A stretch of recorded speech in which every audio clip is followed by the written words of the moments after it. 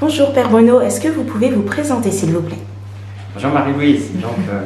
Donc voilà, je suis le Père Bruno, je suis originaire d'Angerville, la campagne à côté d'Évreux. Et puis je suis après des études d'ingénieur et puis 2 ans au Sri Lanka en coopération. Je suis revenu en France et je suis rentré au séminaire à la fois pour le diocèse d'Évreux et pour les missions étrangères de Paris. Et donc j'ai passé 15 ans à Singapour comme missionnaire, prêtre missionnaire dans des paroisses et puis beaucoup dans le dialogue interreligieux. Et puis je suis rentré là en décembre dernier pour une nouvelle mission dans le diocèse d'Évreux sur les paroisses de Gaillon-Andely, aumônier de la prison de Val-de-Reuil, dans l'équipe du dialogue interreligieux et dans l'équipe de la vie spirituelle. Et puis j'aide également le mouvement Vivre et Aimer, qui est un mouvement pour couples, prêtres, religieux, religieuses, pour les aider à approfondir leur engagement. Voilà. Merci de la présentation. Voilà. Donc du coup, on va faire une petite prière ensemble avant de démarrer le thème. Voilà, très bien. On va se mettre en présence du Seigneur. Au nom du Père, du Fils et du Saint-Esprit. Amen. Dieu notre Père, nous te rendons grâce pour cette journée que tu nous donnes, pour la fête des anges gardiens aujourd'hui, ces anges qui sont toujours avec nous, qui nous accompagnent et qui nous rappellent ton amour. Aide-nous à avoir nos cœurs ouverts, à garder nos cœurs ouverts tout au long de la journée, à voir ta présence dans les gens que nous rencontrons, à avoir l'oreille attentive à ta parole et à ce que les anges nous disent. Nous te prions pour que cette interview nous aide ceux qui l'écouteront à grandir dans la paix de Dieu. Au nom du Père, Du Fils et du Saint-Esprit. Amen. Le thème, c'est être dans la joie et la simplicité. Donc, qu'est-ce que vous pouvez nous dire par rapport aux deux? La joie et la simplicité, comment associer les deux? D'accord. Moi, je crois que de fait, la joie et la simplicité, c'est un peu deux valeurs, deux attitudes qui rendent la vie heureuse. Je pense qu'il y a beaucoup de gens aujourd'hui qui cherchent le bonheur, enfin depuis toujours. Et puis, moi, j'aurais tendance à dire que le bonheur, c'est lié justement à la joie, la simplicité, une façon de vivre, à l'émerveillement peut-être aussi. Hier, je parlais de l'émerveillement dans mon homélie pour la fête de Sainte Thérèse, être comme des petits-enfants, donc apprendre à s'émerveiller des petites choses, voir les oiseaux qui volent, voir les fleurs, les plantes. Moi, j'aime bien me promener dans la nature. Tous les ans, je fais le chemin de Saint-Jacques depuis quelques années, et j'ai amené des groupes de Singapour d'ailleurs, je vais sans doute continuer. Et c'est un lieu un peu justement où on apprend à se dépouiller, on apprend à vivre. Je me rappelle une fois à Thésée, parce que j'emmène les groupes d'abord à Thésée 3 jours, et puis ensuite on marche du Puy à Conques.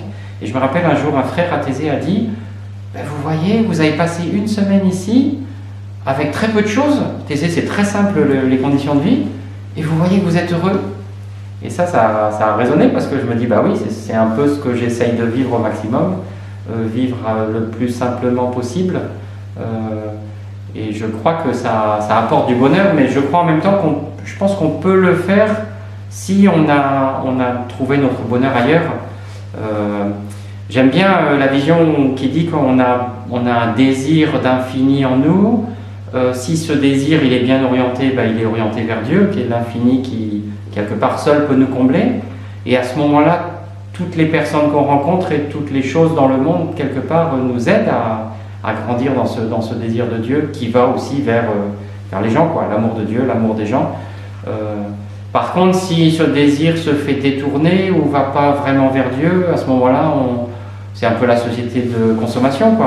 On pense qu'on va être heureux si on achète ci, si on achète ça, si on a ci, si on a ça. Et puis en fait, on n'est jamais heureux parce qu'on n'en a jamais assez, vu que c'est un désir d'infini et quelque part, les choses finies ne peuvent pas le combler. Donc dans les infinis qui le comblent, je dirais, moi j'aurais tendance à mettre à la fois Dieu et les personnes. Les personnes rencontrées, si on les voit comme mystère, comme enfants de Dieu, elles sont aussi des personnes qui répondent à ce désir d'infini, même si elles ne le font jamais parfaitement, comme Dieu le fait. Dieu comble notre désir d'infini, les personnes, je pense, y participent. On peut choisir de vivre le plus simplement possible. Alors là, c'est à chacun de voir de quoi il a besoin. Par exemple, à Singapour, je n'avais pas de voiture parce qu'il y a un très bon système de transport. Alors souvent les gens étaient surpris, ils me disaient mais comme prêtre vous pouvez avoir une voiture, en plus c'est payé par la paroisse, donc j'ai rien à payer, mais je disais mais enfin non j'en ai pas besoin, puis quand je prends le métro, quand je marche à pied, je rencontre des gens que je verrais pas si j'étais en voiture. Alors oui je suis peut-être un petit peu moins efficace, mais le but du prêtre c'est pas d'abord d'être efficace et de faire plein de choses, c'est d'abord essayer de garder le cœur ouvert, de pouvoir rencontrer les gens, d'essayer d'être accueillant, tout ça. Et ça, je trouve que plus notre vie est simple, plus ça nous aide à faire ça, quoi. Alors voilà, donc après, c'est chacun à voir de quoi j'ai besoin et de quoi j'ai pas besoin. Bon, puis se connaître, il y a des choses qu'on aime avoir qui sont importantes pour nous. Moi, j'aime bien avoir des livres. Bon, ben voilà, j'ai des livres. Mais la voiture, si je pouvais faire sans, je ferais sans. Puis là, quand je vais chez le père Jean-François pour déjeuner, c'est 1 kilomètre d'ici, ben, j'y vais à pied. Soit sur la route, soit dans la forêt, c'est une petite route tranquille, soit dans la forêt, et puis c'est un beau moment de marche, de contemplation, de relecture. Donc je me rappelle les petits frères de Jésus que j'avais rencontrés en Inde, et puis les petites sœurs au Sri Lanka. Je me rappelle, je crois que c'est dans leur constitution, ils ont une phrase qui disent on va essayer de vivre le plus simplement ou le plus même pauvrement possible, pour être le plus proche des gens du village où nous sommes. Et par exemple, dans un village de l'Inde où ils étaient, ben, ils marchaient pieds nus, parce que les gens du village marchent pieds nus. Donc, alors si vraiment ils avaient des problèmes aux pieds, peut-être qu'ils mettaient des chaussures ou des sandales quand même, mais s'ils le pouvaient, ils marchaient pieds nus comme les gens. Donc la simplicité nous rapproche des gens.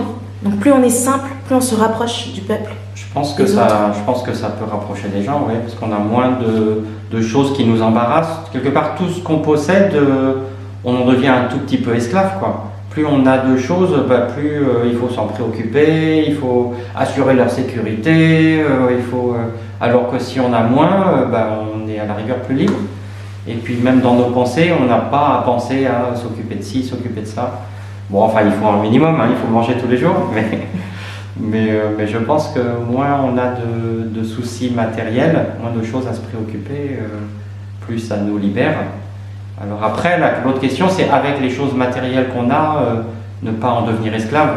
Des fois, on a besoin de choses matérielles pour sa famille, pour le travail qu'on fait, pour tout ça, pour vivre, mais apprendre à ne pas en être esclave, quoi. Et ça, je pense que ça, c'est parce qu'on apprend à ne pas mettre notre amour dans des choses matérielles, mais dans l'amour de Dieu, dans l'amour des gens. Et quelque part, on pourrait dire aussi, même les gens, il ne faut pas mettre notre amour sur eux d'une manière qui les rendrait esclaves de notre désir de les aimer. Donc j'ai une personne que j'aime bien, il ne faut pas que je quelque part la force à devoir passer du temps avec moi parce que moi j'ai envie de passer du temps avec elle. Il faut la laisser libre de vivre sa vie, quoi. Voilà, donc c'est là où on peut il y a toujours cette un peu ambivalence, quoi. Est-ce quand on aime quelque chose ou quelqu'un, est-ce qu'on cherche à posséder et à ce moment-là ça nous enferme, ça enferme l'autre, ou est-ce qu'on cherche justement à ouvrir, quoi. C'est la différence entre la main fermée et la main ouverte. Voilà. Et quel conseil vous donneriez à une personne qui a du mal à être dans la simplicité, dans le détachement? À la rigueur, il faudrait regarder pourquoi. Qu'est-ce qui fait que c'est difficile? Pourquoi on est attaché à telle chose et à la rigueur, moi je dirais, on peut être attaché à certaines choses, c'est pas non plus. Mais est-ce que ça nous rend esclaves ou est-ce que c'est l'équilibre à trouver entre de quoi j'ai vraiment besoin. Parce que si je me détache de certaines choses et que ça me rend malheureux et que ça me rend instable et que toutes les nuits je fais des cauchemars parce que cette chose me manque. Par exemple, on dit que certains enfants, pendant la Deuxième Guerre mondiale, les parents leur donnaient une miche de pain et ils dormaient avec la miche de pain dans les bras. Parce que sinon, ils avaient peur le lendemain de ne pas pouvoir manger, de ne pas avoir assez à manger. Donc le fait d'avoir cette miche de pain, ça leur donnait une certaine paix du cœur qui faisait qu'ils pouvaient s'endormir. Donc il faut aussi voir de quoi on a besoin et qu'est-ce qui nous empêche aussi d'être libre, parce que finalement ne pas avoir assez, parfois ça peut aussi nous rendre esclaves d'inquiétude, quoi. Donc c'est trouver l'équilibre entre est-ce qu'on a besoin du dernier téléphone portable qui vient de sortir, est-ce qu'on a besoin, je pense pas forcément, quoi. Et là peut-être un certain nombre de gens veulent avoir le dernier téléphone portable parce que à cause du regard de leurs copains-copines. C'est peut-être plus les jeunes, il y a peut-être des adultes aussi qui sont un peu accros de ça, je ne sais pas. Dans ce cas-là, il faut apprendre à se libérer de ce regard. Les copains-copines, les amis, finalement, est-ce qu'ils me reconnaissent parce que j'ai le dernier téléphone portable? Mais dans ce cas-là, qui suis-je? Est-ce que si moi, Bruno, je reconnais que Dieu m'aime tel que je suis, je n'ai pas besoin du dernier téléphone portable. Sauf si vraiment il a une fonction que je n'ai pas actuellement et dont j'ai vraiment besoin, quoi. Mais moi, ça me suffit d'avoir un vieux téléphone tant que ça marche, quoi. Et est-ce que la position sociale ou un poste peut faire en sorte qu'on manque de simplicité? Sans doute, il y a certaines fonctions qui font qu'on a besoin d'avoir un certain standing, d'avoir un certain... je me rappelle à Singapour, tous les architectes, ils étaient plus ou moins obligés d'avoir une Mercedes ou une BMW, parce que sinon ils n'étaient pas crédibles comme architectes. En gros, c'est si tu n'es pas super riche, je ne te fais pas confiance. Et ça se voit par la voiture. Bon, donc en France, je pense qu'il peut y avoir des choses un peu similaires. Oui, là aussi, il faut se demander est-ce que en fait c'est vraiment nécessaire, ou peut-être un architecte qui débuterait, dans cette logique de Singapour, un architecte qui débuterait, peut-être il faut qu'il ait sa Mercedes pour avoir des clients, bon, mais peut-être qu'au bout d'un moment, s'il est connu et qu'il fait un bon travail d'architecte, il n'aura plus besoin d'avoir une Mercedes parce que les gens sauront que c'est un bon architecte. Donc là aussi, il faut savoir juger, évaluer, discerner de quoi on a vraiment besoin et de quoi on a... Moi, j'aime pas beaucoup porter une cravate, tout ça. Bon, mais il y a certains milieux, il faut avoir une cravate. Bon, voilà, s'il faut l'avoir, il faut l'avoir, quoi. Mais là encore, à Singapour, par exemple, le président, le premier ministre, ils ne sont pas forcément en cravate. Mais c'est là où c'est des codes. Selon les sociétés, il y a des codes différents. Donc, il faut trouver à s'ajuster, quoi. Et donc, la simplicité, ça emmène la joie? Moi, je crois alors, pas forcément automatiquement, parce que si on se force à une simplicité à laquelle on n'est pas prêt, on risque, comme les enfants à la guerre qui dormiraient sans pain, à la rigueur, ils ne seraient pas en paix, quoi. Donc, ils ne peuvent pas trouver la joie. Donc, par contre, une simplicité qui est choisie parce que je réalise que telle chose, finalement, j'en ai pas besoin, et puis ça me libère le cœur pour ce qui est plus important. Et c'est ce qui est plus important qui va me donner la joie. C'est pas forcément la simplicité elle-même qui va me donner la joie, c'est le fait que mon cœur soit libéré pour me consacrer à des choses qui ont plus de sens, qui sont plus importantes, elles me donnent la joie. Alors que les choses matérielles, pendant 5 minutes, oui, mais c'est tout, quoi. Et donc, qu'est-ce qui donne la joie? Moi, je crois que c'est beaucoup la relation à Dieu, la relation aux autres, tout ce qui est beau, tout ce qui est bon, un peu ce qu'on pourrait dire les grandes valeurs, quoi. La beauté, la bonté, l'amour, tout ce qu'on peut construire dans ce sens-là. Avancer sur le sens des choses aussi pour les personnes plus intellectuelles, trouver des choses qui quelque part qui unifient, on pourrait dire tout ce qui unifie la personne humaine. Je pense que ça va donner de la joie. Et voilà, selon nos personnalités, on sera plus attiré vers la vérité, la beauté, la bonté. Mais c'est un peu l'ensemble, quoi, je pense, qui est source de joie. Donc, voilà. Mais oui, je me rappelle la parole d'un jésuite que j'aime bien, qui s'appelle Denis Vaz, qui a écrit plusieurs livres. Et il a une très belle parole à un moment. Il dit: pourquoi finalement on a peur de manquer? Parce qu'en fait, il dit, la réalité tout entière nous est donnée, le monde tout entier nous est donné. Donc pourquoi on a peur de manquer? Et de fait, c'est ça. Alors, ça ne veut pas dire que si on vit vraiment dans la pauvreté, il ne faut pas chercher à avoir un minimum à manger pour la journée. Mais je pense qu'il pense plutôt aux gens qui passent leur temps à vouloir accumuler de plus en plus et avoir de plus en plus de choses. Et il dit, mais finalement, pourquoi ce besoin d'accumuler? Si on arrive à réaliser que la réalité tout entière nous est donnée, mais par contre qu'on est là pour la partager avec les autres. C'est l'ensemble de la planète qui a besoin de... Donc là, on rejoint aussi les choses de Laudato Si, avec le pape qui dit que, et de fait, à vouloir produire plus, consommer plus, accumuler plus, on a puisé un peu trop dans la planète et ça l'abîme. Si par contre on réalise que cette planète, elle nous est donnée, mais elle n'est pas donnée pour qu'une personne accumule 10% ou c'est peut-être beaucoup, mais 1% déjà c'est beaucoup. Une personne qui accumulerait 1% des ressources de la planète, ça existe peut-être, ben, c'est beaucoup et ça abîme quoi. Et ça fait que d'autres ne peuvent pas avoir le minimum dont ils ont besoin, et ça fait aussi que on demande à la planète plus de ressources que ce qu'elle peut donner de manière naturelle, quoi. Donc quelque part la simplicité est aussi bonne pour préserver le monde tel qu'il est, quoi. Mais prendre conscience que de fait tout nous est déjà donné en fait.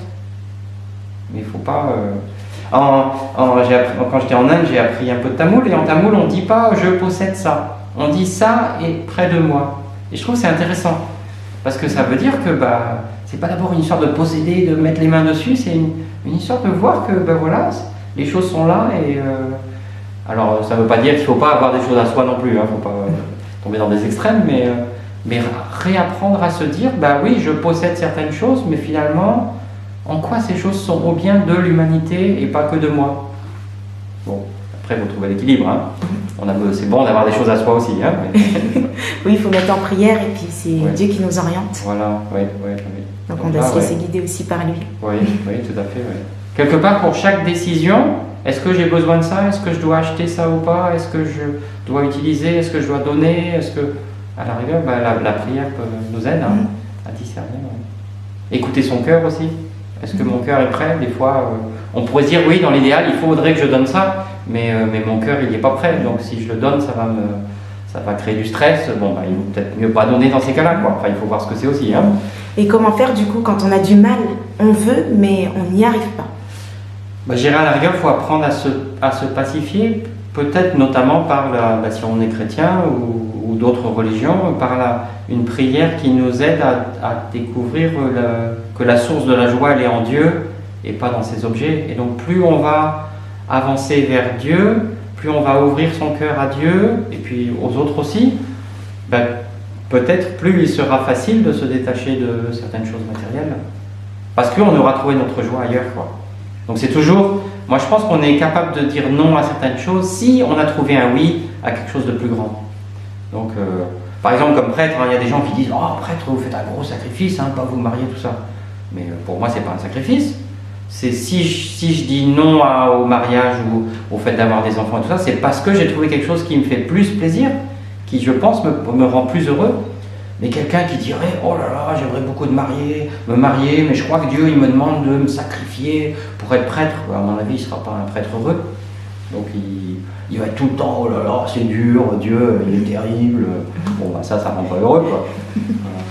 Mais si on a trouvé un plus grand oui, on est capable de dire non à des choses qui finalement, on réalise, sont pas si fondamentales pour nous. Ça ne veut pas dire que pour une autre personne, elles ne seront pas fondamentales. Mais voilà, pour nous, éventuellement, elles ne le seront pas.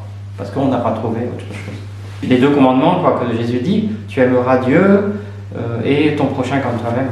Donc, tu aimeras Dieu de tout ton cœur, de ton âme, et ton prochain comme toi-même. C'est un peu les deux directions que moi, je crois un peu fondamentales dans toute vie humaine, quoi. Voilà. Est-ce que vous avez quelque chose à rajouter? Soyez heureux, voilà, gardez le cœur dans la joie et soyez heureux. Mais voilà, moi je crois que vivre la simplicité, vivre dans les relations, ça rend heureux. Alors après, on n'est pas toujours parfait, il y a des jours où ça marche moins bien, moi dans ce cas-là, je me rappelle, oui, aujourd'hui, je suis pas parfait, mais Dieu continue à m'aimer. Je crois, peut-être je pourrais rajouter ça, hein. Je crois que Dieu, quand il regarde quelqu'un, il regarde ce qui est beau dans la personne. Et on peut apprendre à regarder les autres en regardant ce qui est beau dans la personne. Y compris les gens qui nous tapent sur les nerfs ou marchent sur les pieds ou parce que les gens ne sont pas parfaits. Mais même ces gens-là, se dire il doit y avoir quelque chose de beau en eux. Et donc essayer de voir ça, quoi. Donc relire un peu, passer tous les soirs, prendre un temps, ou le matin si on a oublié le soir, prendre un temps de relecture pour relire la journée, en quoi j'ai pu voir chaque personne rencontrée comme un enfant de Dieu et voir ce qui est beau en ces personnes rencontrées. Voilà. Et en quoi Dieu m'a parlé à travers eux, éventuellement aussi. Amen. Écoutez, merci beaucoup. Oui. You're welcome. Au revoir. Au revoir. Merci Marie-Louise.